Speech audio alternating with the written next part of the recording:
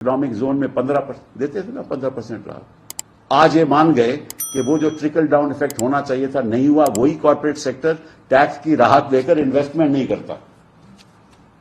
आज ये बात मान गए कि वो इन्वेस्टमेंट नहीं करता। इसलिए प्राइवेट सेक्टर इन्वेस्टमेंट के लिए उन्होंने अब ये कहा है कि किसी तरीके से हम कहेंगे कि जो ईपीएफओ है उसमें जो भी कोई रजिस्टर करेगा उसके पहले महीने की सैलरी हम देंगे।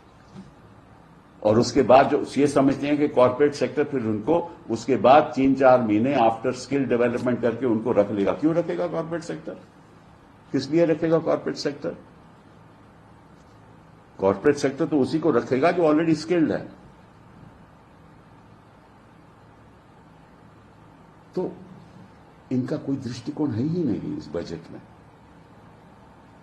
ना ये पूरी तरह से पॉलिटिकल बजट है, ना ये पूरी तरह से हिंदुस्तान की आर्थिक व्यवस्था में कोई बदलाव लाना चाहता है। क्योंकि इनको मालूम ही नहीं, वित्त मंत्री को मालूम ही नहीं, प्रधानमंत्री जी को मालूम ही नहीं। इनको ये मालूम है कि किस तरीके से पीएमएलए का इस्तेमाल करो, लोगों को अंदर करो। और अब जो इन्होंने क्रिमिनल लॉज लाए हैं ना, ये और दहशतगिरी फैलाएंगे। और ये इनके लिए इसमें ये एक्सपर्ट है। तो इनको देश चलाना नहीं आता, ये जनता समझ चुकी है। इसीलिए जो इनके परिणाम हुए हैं इलेक्शन में ये उसका दर्शाता है। अब मैं आपको सुझाव देने वाला हूं, होना क्या चाहिए इस देश में। पहली बात, अगर आप स्किल्स देना चाहते हैं बच्चों को तो सारा शिक्षा का ढांचा आपको बदलना पड़ेगा। किस तरह से क्लासरूम में जो हमारे बच्चों को पढ़ाई दी जाती है उसका कैसे स्किल्स के साथ जोड़ा जाए, कैसी स्कीम्स लागू की जाए ताकि बच्चा पढ़े भी और स्किल डेवलपमेंट भी हो। इसलिए आपका सारा जो एजुकेशन स्ट्रक्चर है, शिक्षा का जो ढांचा है, उसको आपको बदलना पड़ेगा। आप स्किल्स नहीं ला सकते जब तक आप शिक्षा का ढांचा नहीं बदलोगे। और शिक्षा के ढांचे के बारे में एक अल्फाज नहीं है बजट, एक अल्फाज नहीं है। तो ऐसे ही पढ़ाई चलती रही और ऐसे ही BA history, BA honours, BA pass, BA ये और बीए वो, इससे तो कोई रोजगार बढ़ने नहीं वाला क्योंकि नौकरियां हैं नहीं। बीए हिस्ट्री करके आप कौन सी नौकरी लोगे भैया?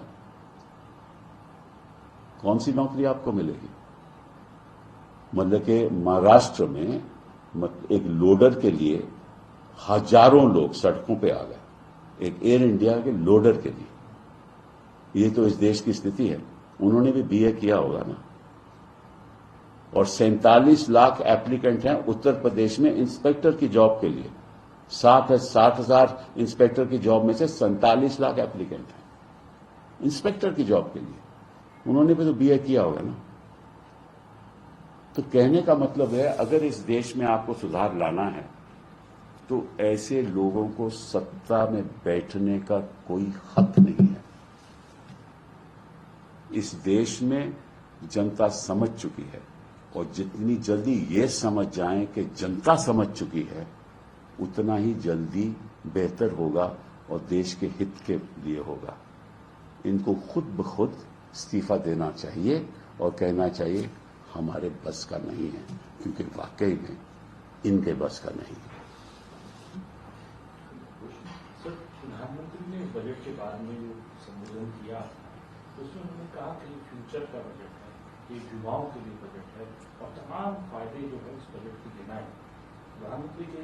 और जो बाकी नेता है, बाकी मंत्री हैं, वो ये कह रहे हैं ये बजट सबका साथ, सबका विकास और संपूर्ण विकास के लिए। तो पूछ रहे हैं ना, किसानों को कहां से विकास की बात की है उन्होंने? रोजगार की कहां से विकास की बात की है? रोजगार से वो कह रहे हैं कि ईपीएफओ के द्वारा लोगों को रोजगार मिलेगा। अरे भाई, ईपीएफओ के द्वारा कैसे रोजगार मिलेगा कि जब तक आप शिक्षा के ढांचों को नहीं बदलोगे। अच्छा, जब स्वास्थ्य, देखिए ये कहते हैं कि युवाओं के लिए है। जो स्टंटेड बच्चे इस दुनिया में सबसे ज्यादा जो पैदा होते हैं वो हिंदुस्तान में होते हैं ना, तो वो युवा बनते हैं। ठीक है ना। अगर आप हेल्थ सेक्टर में कोई इन्वेस्टमेंट ज्यादा नहीं करोगे, आज के दिन हेल्थ सेक्टर में क्या इन्वेस्टमेंट है? जो टोटल एक्सपेंडिचर है 1.2% है ऑफ जीडीपी, वो इन्वेस्टमेंट है, हालांकि 3% होना चाहिए। तो अगर स्वास्थ्य ठीक नहीं करोगे, महिलाओं की एनीमिक कंडीशन है, वो ठीक नहीं करोगे, बच्चों की हेल्थ ठीक नहीं होगी, तो जब हेल्थ ठीक नहीं होगी और एजुकेशन ठीक नहीं होगा तो वो युवा के लिए क्या आप दे रहे हो युवा को? ये तो जैसे देखिए ना, ये तो प्रधानमंत्री जी हमेशा सपने दिखाते हैं विकसित भारत के। पहले अपने आप के तो उन्होंने विकसित कर लिया, उद्योगपतियों को तो विकसित कर दिया, स्टॉक मार्केट में तो विकसित हो गया सब। इन्हीं के आदमी रोज के रोज पैसा बनाते हैं और टैक्स कम देते हैं, और हम जो रोज के रोज काम करते हैं 24 घंटे, उनका हमारा 30-35% टैक्स है। और जो यहां नेटवर्थ के लोग हैं वो सारे हिंदुस्तान से बाहर जा रहे हैं। ये तो कॉन्फिडेंस है लोगों का इस देश पे और इस सरकार पे। कौन सा बदलाव लाइए, किसके लिए बदलाव लाइए? और क्या उत्तर प्रदेश को ज्यादा जरूरत नहीं है? अब किसान तो सब उत्तर प्रदेश में है ना, किसान राजस्थान में है, किसान हरियाणा में है, किसान पंजाब में है। इन्होंने इन प्रदेश के लिए क्या किया? कुछ किया किसानों के लिए?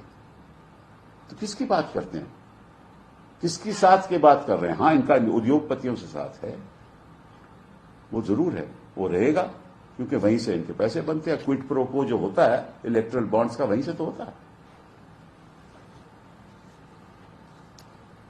और सर, ये सुप्रीम कोर्ट ने नीट के पेपर के एग्जाम मना कर दिया है। ठीक किया है, इन्होंने मना किया है तो सोच समझ के ही मना किया होगा। जो आंकड़े और प्रावधान उनके सामने आए, उसी के संदर्भ में सुप्रीम कोर्ट ने फैसला लिया होगा। और लेकिन सवाल ये उठता ये नहीं है कि सुप्रीम कोर्ट ने क्या किया या क्या नहीं किया। सवाल किया कि स्थिति पहुंची कैसे, रोज के रोज पेपर लीक क्यों हो रहे हैं? सवाल ये उठता है। रोज के रोज पुल क्यों गिरते हैं बिहार में? रोज के रोज रेलवे एक्सीडेंट क्यों गिरते हैं? इन्होंने रेलवे की कोई बात की इस बजट में? कोई बात नहीं की। ये बजट क्या था? ये बजट था कि किसी तरीके से चंद्रबाबू नायडू जी को अपने साथ रखो, किसी तरीके से जेडीयू को अपने साथ रखो और उनको फायदा पहुंचाओ। फायदा उनको नहीं होने वाला, क्योंकि अल्टीमेटली राजनीतिक नुकसान उन्हीं को होने वाला है। The finance minister today presented her budget, and if you remember, and all of you do remember, that politically this government is standing on crutches of two leaders in the states, one Bihar and the other Andhra. So now they realize that without those crutches they cannot survive. So they need to benefit both Andhra as well as Bihar. तो लड़खड़ाती सरकार और लड़खड़ाता budget, यही इस budget की कहानी है। लड़खड़ा रही थी सरकार, बचाया आंध्रा ने, चंद्रबाबू नायडू ने और बिहार ने, और बजट का फायदा भी उन्हीं दो स्टेट्स को हुआ। हम उसके खिलाफ नहीं हैं। हम चाहते हैं कि हर एक स्टेट जहां जरूरतमंद हो वहां सहायता होनी चाहिए। लेकिन एक और बात आप सोचिए कि जहां जहां ये लोग हारे, वो योगी जी तो बड़े नाराज होंगे कि उत्तर प्रदेश को कुछ भी नहीं दिया, क्योंकि योगी हार गए, इसलिए उत्तर प्रदेश को कुछ नहीं दिया। और जहां जहां अभी चुनाव होने वाले हैं वहां भी कुछ नहीं मिला। अब हरियाणा में चुनाव होने वाला है, कुछ नहीं।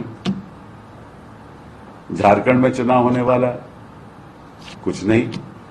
महाराष्ट्र में चुनाव होने वाला है, कुछ नहीं। क्या इनको कोई दुश्मनी है महाराष्ट्र से? इनकी तो अपनी सरकार, क्योंकि ये जानते हैं कि अगर बिहार के लिए कुछ नहीं करेंगे, स्पेशल पैकेज तो इन्होंने दिया नहीं, क्योंकि उनके पास साधन ही नहीं है। और जो 26 लाख करोड़ की ये बात करते हैं वो तो 5 साल में दिया जाएगा, और उसमें कितनी और स्कीम्स ऑलरेडी उसमें शामिल हैं ये तो बाद में पता चलेगा। और जहां मतलब के रोज के रोज पुल गिर रहे हैं, पहले वो पुल तो कायम करें। और आंध्र प्रदेश में आपको मालूम है मिला तो केवल 15 लाख करोड़ ही आंध्र प्रदेश को, ज्यादा नहीं मिला इस समय।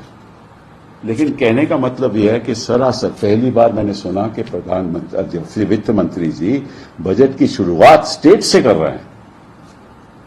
मतलब कि बात ऐसी हो रही है कि बजट एक पॉलिटिकल खेल है, एक पॉलिटिकल मैदान है। ये एक हिंदुस्तान की आर्थिक भविष्य के बारे में है, उसके बारे में तो इन्होंने सोचा ही नहीं। अगर सोचते तो जो उन्होंने किया है कांग्रेस पार्टी का मैनिफेस्टो पढ़ के ये नहीं करते।